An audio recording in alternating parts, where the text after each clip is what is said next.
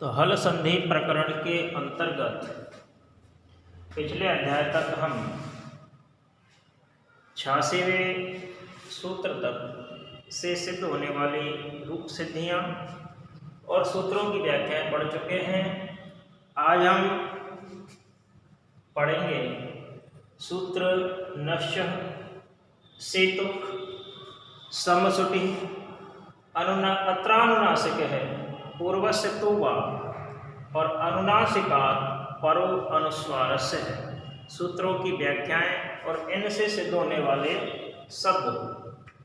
तो देखो, पहला सूत्र है नश्य। तो नश्य सूत्र क्या कहता है? न स च, नश्य और नाच अर्थात नकारांत से परे विद्यमान सकार को धुट का आगम विकल्प से होता है। किससे परे? नकारांत से परे, अर्थात पहले पद के अंत में न होना चाहिए और उसके बाद सकार होना चाहिए। तब क्या होता है? सकार को धुट का आगम, अर्थात सकार से पहले धुट का आगम हो जाता है। ठीक है, तो लिख सकते हैं कि अर्थात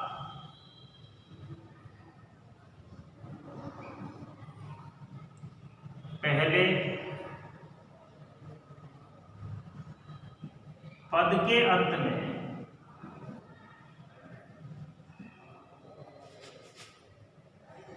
केवल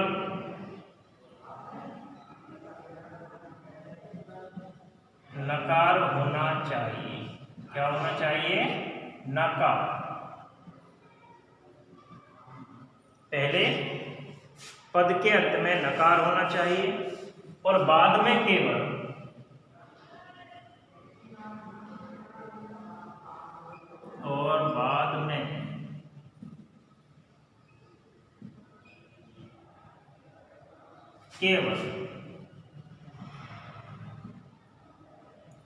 सकार होना चाहिए। क्या होना चाहिए? सकार होना चाहिए। तब क्या होता है? तब ऐसे लिख सकते हैं, तब आद्यंतौ टकितौ, सूत्र हमने पढ़ा था, आद्यंतौ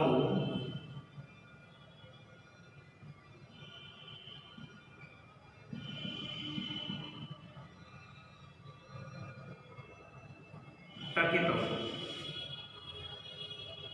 आद्यंतौ टकितौ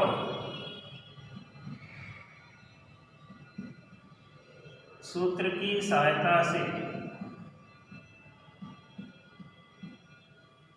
आद्यंतौ टकितौ सूत्र की सहायता से क्या हो जाएगा? सा से पहले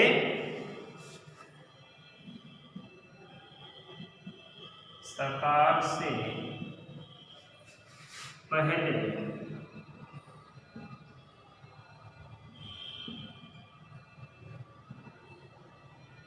विकल्प से किसका आगम होगा? धुट का आगम हो जाता है। धुट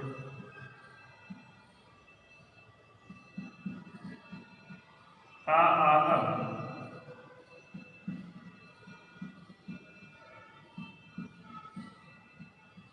आगे होगा समझ में कि पहले पद के अंत में क्या होना चाहिए?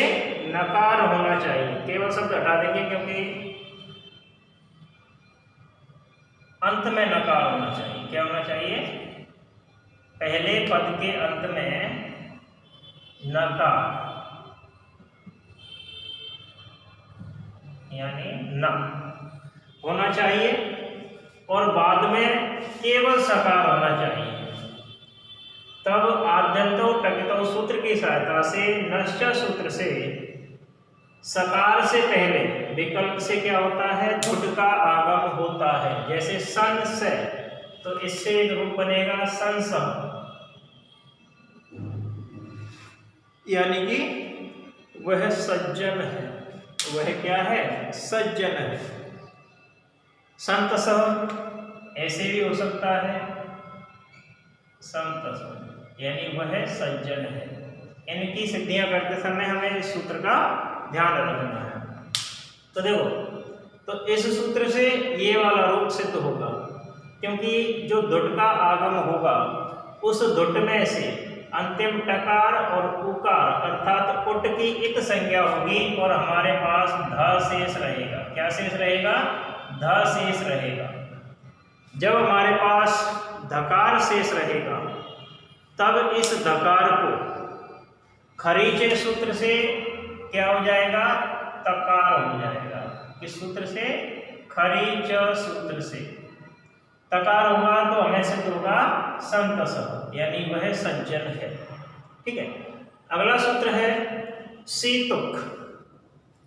सीतुक क्या कहता है कि यदि सकार से परे विद्यमान होने पर, यदि सकार परे विद्यमान होने पर पदांत नकार को विकल्प से तुक का आगम होता है। सकार अर्थात तालव्य सकार, ये कौन सा सकार है? दंत्य सकार। ये कौन सा सकार है? तालव्य सकार। सीतुक यानी कि सकार परे होने पर तुक का आगम होता है। तो सूत्र कहता है कि सकार परे विद्यमान होने पर पदांत नकार को विकल्प से तुक का आगम हो जाता है। अर्थात यदि कह सकते हैं कि अर्थात यदि पहले पद के अंत में केवल ना होना चाहिए तो लिख सकते हैं हम अर्थात पूर्व में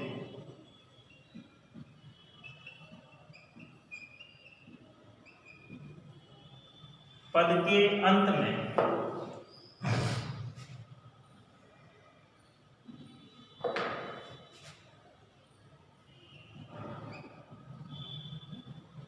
क्या होना चाहिए?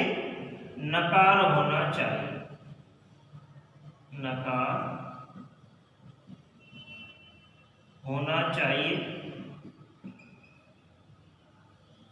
पूर्व में, पद के अंत में नकार होना चाहिए और बाद में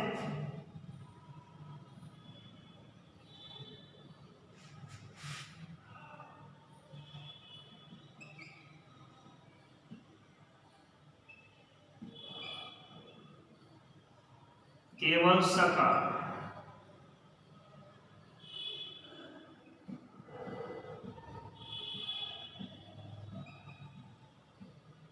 और बाद में केवल सकार होना चाहिए। क्या होना चाहिए? सकार होना चाहिए। तब क्या होता है? जब पहले पद के अंत में नकार है और बाद में केवल सकार है तो ना से अंत में विकल्प से तब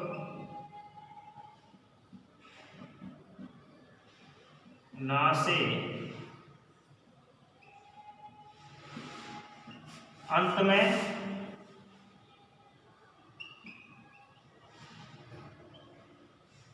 विकल्प से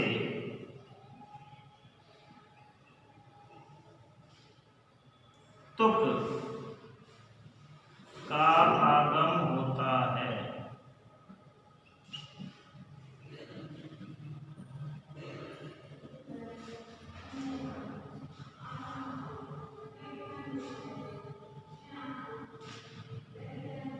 कहने का तात्पर्य है कि तब क्या हो जाता है? ना से अंत में विकल्प से तुक का आगम, अर्थात पूर्व में हमारे पास क्या है? अंत में नकार है, जैसे सन शंभु, तो पहले क्या है? नकार अंत में है, उसके बाद सकार विद्यमान है, तब ना के बाद किसका आगम होगा? तुक का आगम होगा। और यह जो तुक का आगम होगा यह भी आद्यंतो टकितो सूत्र की सहायता से ही होगा। तो हम लिख सकते हैं अर्थात पूर्व में पद के अंत में नकार होना चाहिए और बाद में केवल सकार होना चाहिए, तब ना से अंत में अर्थात ना के बाद विकल्प से तुक का आगम हो जाता है।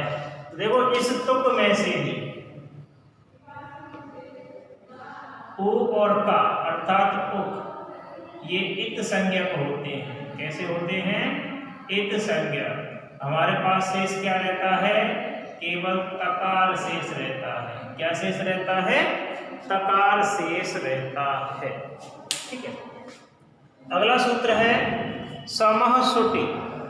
समय सुटि सूत्र क्या कहता है? तो यह सूत्र क्या कहता है कि सुट परे विद्यमान होने पर सम के मकार के स्थान पर रु आदेश होता है। तो रु आदेश किस स्थिति में होता है? सुट परे विद्यमान होने पर। किसके परे? सम के परे। समः सुटि। तो हम लिख सकते हैं अर्थात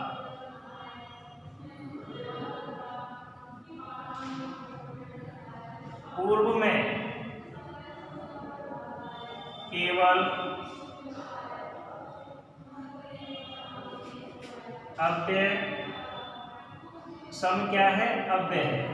हम सब अव्यय सम लिख सकते हैं अर्थात पूर्व में केवल अव्यय सम होना चाहिए।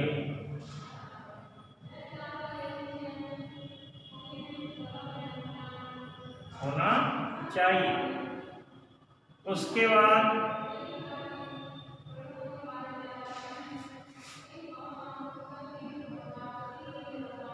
क्या होना चाहिए? सुटि। सुटि से तात्पर्य है सुट। सुट का अभी क्या हुआ था? आगम होता है। सुट का क्या होता है? आगम होता है। तो उसके बाद में केवल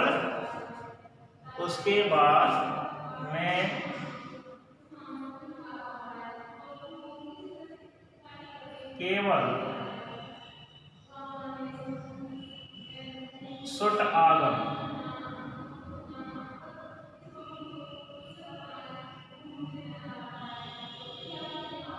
होना चाहिए। क्या होना चाहिए?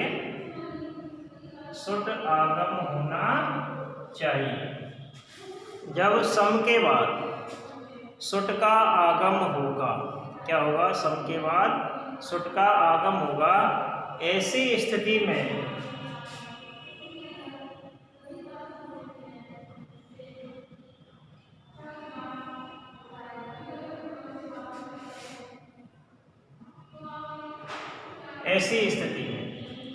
सम के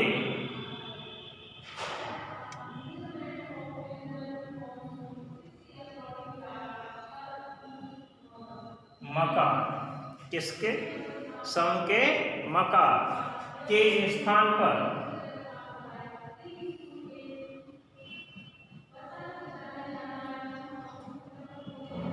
क्या हो जाता है?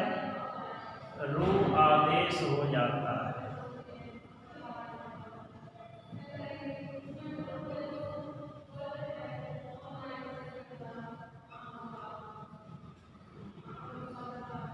तो कहने का तात्पर्य है पूर्व में केवल क्या होना चाहिए? अव्यय सम होना चाहिए। ठीक है। उसके बाद केवल सुट का आगम होना चाहिए। तब ऐसी स्थिति में सम के मकार के स्थान पर रु आदेश हो जाता है। ठीक है। अगला सूत्र है अत्रानुनासिकः पूर्वस्य तु वा। अत्रानुनासिक यानी कि अत्र माने यहाँ या इस पूर्व से यानी कि पूर्व के रु प्रकरण में। किसमें? रु आदेश में यानी रु प्रकरण में। तु वा। तो सूत्र कहता है कि इस रु प्रकरण में रु से पूर्ववर्ती वर्ण को विकल्प से अनुनासिक हो जाता है। क्या हो जाता है? विकल्प से क्या हो जाता है? अनुनासिक हो जाता है। किसको? पूर्ववर्ती वर्ण को। तो देखो हम देखते हैं कि सम के मकार के स्थान पर क्या होता है? रु होता है। तब पूर्ववर्ती क्या होगा? सा। यह सा क्या हो जाता है? अनुनासिक हो जाता है। क्या हो जाता है? अनुनासिक हो जाता है। तो सूत्र कहता है कि इस रु प्रकरण में पूर्ववर्ती वर्ण को विकल्प से अनुनासिक हो जाता है।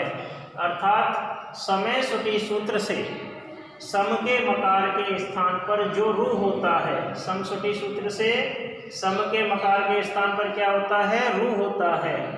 उस रू से पहले विद्यमान, रू से पहले विद्यमान क्या है, सकार। उस रू से पहले विद्यमान सकार को विकल्प से अनुनासिक हो जाता है।